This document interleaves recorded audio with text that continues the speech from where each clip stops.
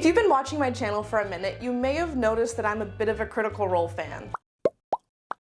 If you don't know what Critical Role is, it is a web series where a bunch of voice actors sit around and play Dungeons & Dragons together. For the last couple of years, Critical Role has been retelling their first campaign as an animated series, and this month, they are releasing their second series, which is focused on their second campaign, The Mighty Nein. Because of this, I am using the launch of their new show as an excuse to make a fantasy weapon. The last one was not very fantasy and was very small. This one's gonna be a lot bigger, a lot better, and way more pink.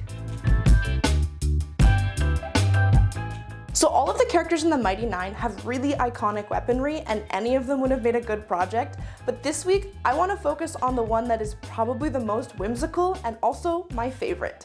Everybody, meet Jester. She is a blue tiefling cleric who gets her powers from sweetness and total utter chaos. Throughout the series, she has a ton of different magic spells that she can cast, but one that reoccurs a lot is her spiritual weapon, and it takes the form of a giant lollipop. Later on in the series, spoiler alert, she adjusts the form slightly so that it's bigger, pinker, and has a giant spinning death blade in it. So this week, that's what we are making, Jester's final form spiritual weapon. So I'm basing this design off of a couple of things. 1, the very short clips we've gotten from the trailers of the animated series. 2, the sideshow model of Jester that includes the lollipop. And 3, Laura Bailey's own description. And it's like the most beautiful, giantest lollipop you guys have ever seen with giantest? It's the most giantest lollipop. Giantest serrated blades coming on. Overall, the construction is pretty simple. The lollipop is made up of a stick, the candy, and the bow. So to make it more like the upgraded version, I'm also gonna add the saw blade that actually spins, you know, for maximum damage. I also want this to be giant. Giantest lollipop you guys have ever seen. Like life size. But I still want to be able to wield it for the reveal shots and, you know, if an intruder comes into our house or something. So for materials, I think I'm gonna use insulation foam for the candy part and a PVC pipe for the stick. The rest of it I will build with scraps that I have in my house, like some leftover fabric and cardboard. With all of that covered, let's get into this build. So my first step is going to be mapping out the lollipop shape, and then we can work on the stick and all of the moving components. So to map out the shape, I took a piece of string that was as long as half of the foam square and used it to draw a circle. I want to make sure that I'm maximizing the size of the lollipop head so that it's proportional to the stick that I bought.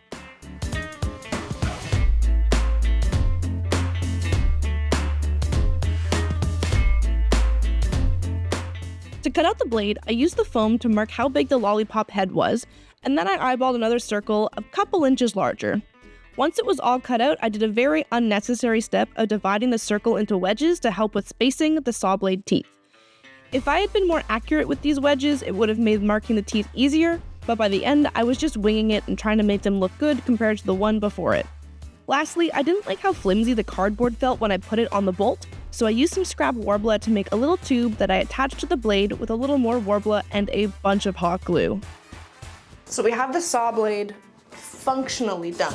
The saw blade is constructed. It is obviously not pretty, but it is functioning. Like I can hold the post and it will spin, which is great. I'm really hoping that the Warbler against the metal is gonna be more sturdy and like long lasting than the cardboard is. Not that I really need it to be long lasting, but you know. If I'm gonna be spinning this a lot, which I 100% will be because it's very fun to do, I don't want the cardboard to break down before I'm done the prop. Next step, we have to get this guy onto this. And I want this blade to be centered. I don't want it to be on one side. Like this would be the easy method, is I stick it on one side, put all of the foam on the other side, and it spins behind it and it's a one-sided prop. What I'm gonna do, I have 2 sides sticking out. I'm going to now cut a big slit all the way down, 15-ish inches of this pipe. So that way, the blade can spin inside here and then the bolt goes in the top. I think it's going to be trickier than I am anticipating, only because I need my slit and my hole at the top for the bolt to be perpendicular, like kind of perfectly. It's always important to recognize what your weaknesses are. Patience and measuring are definitely not my strongest attributes. So I got my husband to mark out the 2 slits and make sure they were lined up correctly, and then measure how wide they needed to be to fit the blade. After that, he cut along the lines using the oscillating saw. So the oscillating saw is my least favorite tool. It is super loud And when you're using it, it feels like it's rattling your skeleton, so I was very thankful that he was willing to do all this cutting for me. Once we had the channel cut, we were able to drill some perpendicular holes that were wide enough for the bolt to fit through.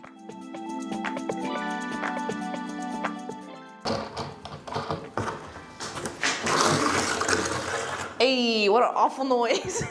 And after all that test fitting, I gave the saw a couple coats of silver spray paint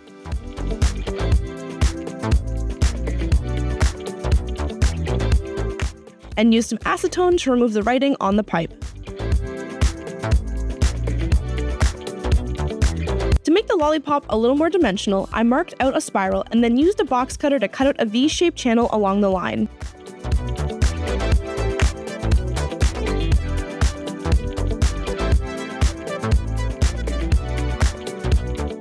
To finish off the detail, I hit the whole piece of foam with a heat gun, which does two things. One, it helps shrink the cut foam slightly, which opens up the gap and makes it a little more defined. The second thing it does is heat seal the flat surfaces, which I'm pretty sure is just all those tiny surface bubbles in the foam melt close, which make it easier to paint and achieve a smoother finish on. It is the next day. We got a lot accomplished, but I'm also not looking forward to our first task of the day, which is I need to use the router on this foam to route out a channel so that the PVC pipe can sit a little more flushly against the lollipop heads. I've honestly been avoiding this all morning because it's gonna be so messy. I hate the router because it's so effective and like it means I should use it, but also it's so messy. It's fine, I should just suck it up and do it because it's gonna be not that long. Let's make a big mess, and then step 2, we can paint things. Despite all of the mess, routing out the foam really goes by quickly and I can get super clean channels super fast.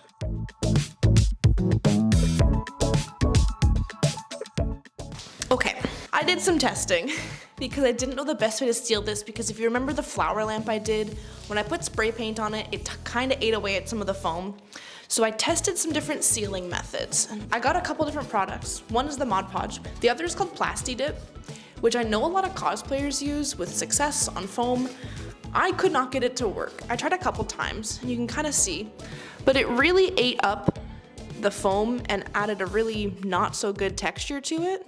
Even when I did a light coat, which you can kind of see under this here. You can see how chewed up the foam looks.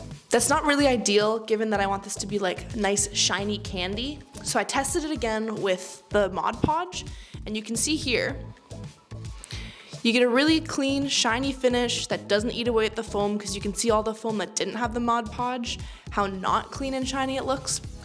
So I think we're just gonna do that. I have all this Plasti Dip now that hopefully I can use at some point, and it is what it is.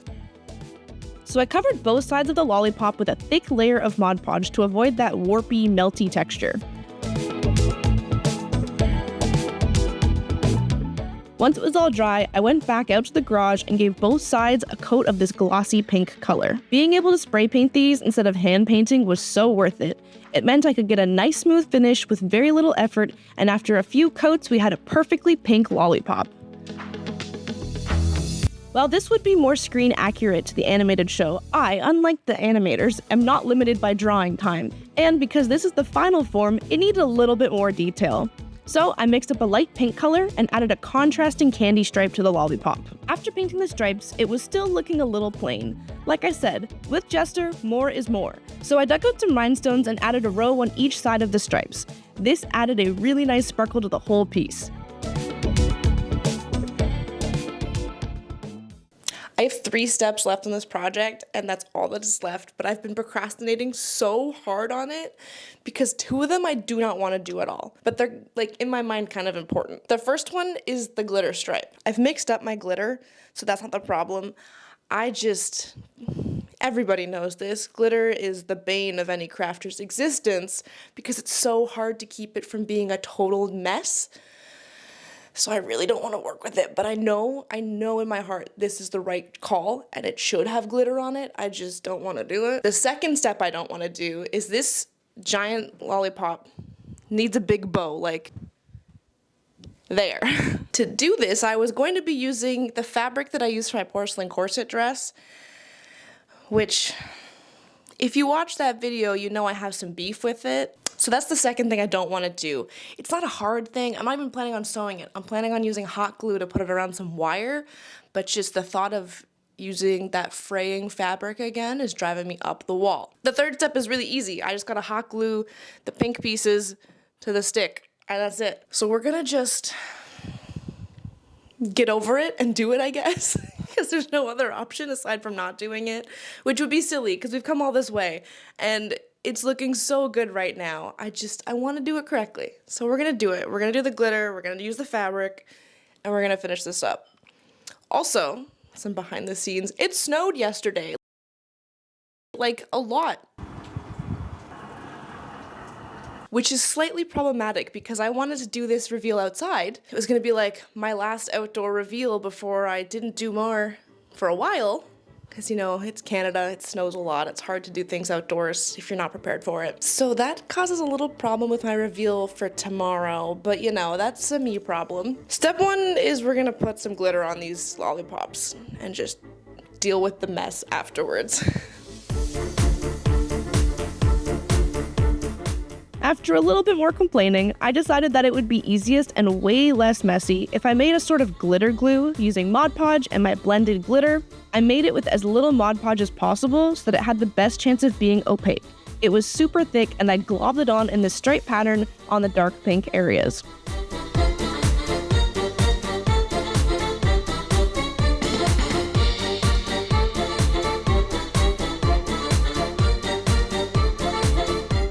While that was drying, I pulled out my old nemesis, the pink organza. While I could have sewn it, I really didn't feel like dealing with how much it frays. So I used some trusty hot glue and put a wire on each side of this strip, then glued it into a loop that I could shape into a pretty convincing bow.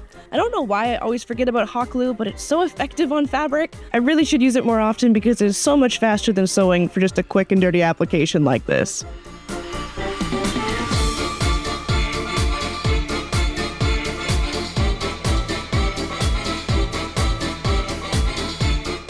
After I glued the bow to the stick, I thought it needed some drapey pieces below it, so I added some more wire to another piece of fabric and put some spare trim on the bottom.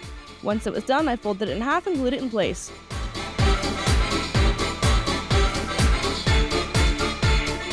The very final step, once all of the glitter was dry, was to use copious amounts of hot glue to affix the lollipop heads to the stick. And with that, I think it is time for the final reveal.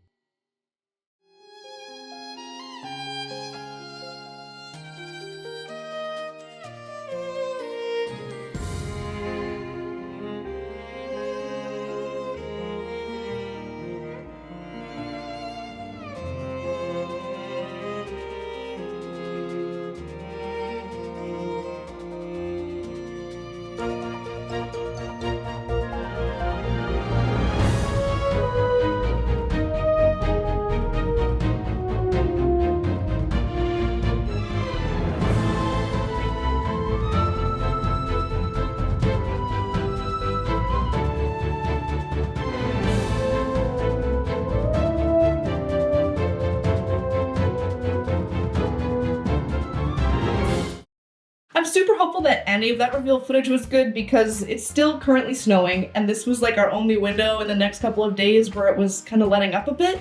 Also, very glad this didn't just fall apart.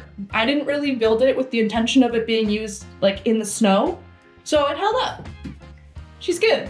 Overall, I'm very happy with this. It is massive, which was kind of my main goal for this project, was just big lollipop weapon.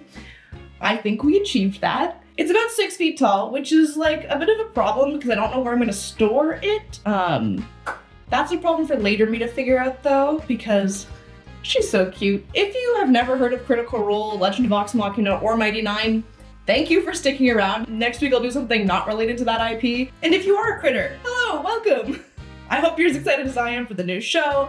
It's gonna be a good time. If you had fun watching me make this giant lollipop this week, make sure you give this video a like and a comment. They really help out, and I know I haven't been responding to all of the comments on my channel lately. That's because there have been so many, but I promise I read them all, and they are really just so nice. Thank you all so much for the support on the last video. It's been kind of insane.